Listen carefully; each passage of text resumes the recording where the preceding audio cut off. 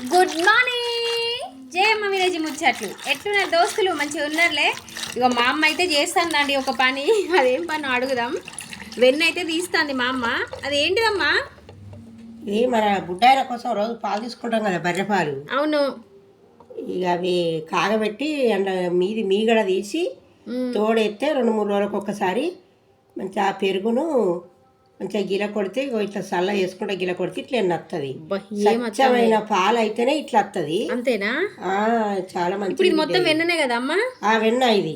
ఈ వెన్నను తీసి ఒక దాంట్లో పెట్టి 4-5 రోజులకు ఒకసారి 4 సార్లు చేసినాక తర్వాత దీన్ని కాగబెడితే మంచి ఒరిజినల్ నెయ్యి అవుతుంది ఇది. మొత్తం అది అంతాదే కదా? ఇది అంతాదే బిడ్డ. ఇంట్లో నీళ్లు పోతే ఇంకా పల్సగా అయ్యి ఇంకా మంచిగా వస్తుంది. కొందరు మిక్సీలో కూడా వాడతారు దీన్ని. అవునా? కానీ నేనైతే ఇగో ఈ సల్లకవ్వం అంటారు దీన్ని. ఈ సల్లకవ్వంతో అంటే ఇగో ఇట్లా వస్తుంది వెన్న. స్వచ్ఛమైన ఇది ముఖానికి పెట్టుకుంటే కూడా ముఖం మంచిగా స్మూత్గా ఉంటుంది. మీలాంటి వాళ్ళు పెట్టుకుంటే మంచిది. ఇది పసుపు కలుపుకొని పెట్టుకోవాలి. స్వచ్ఛమైన పాలు అయితేనే వస్తుంది వెన్న.